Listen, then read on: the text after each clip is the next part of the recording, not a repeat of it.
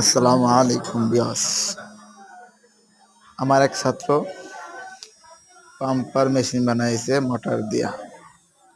চিন্তা করলাম আমার কাছে ভালো লাগলো, আপনার কাছে শেয়ার করি।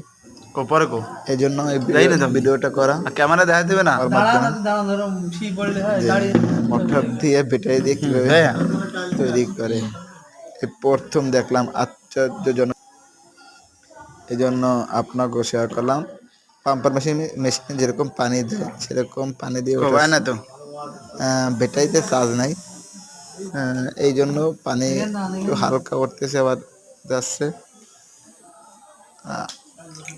মেধা পড়ালেখা না খাটিয়ে পড়তেছে খাটাইছে এই শয়তানিতে।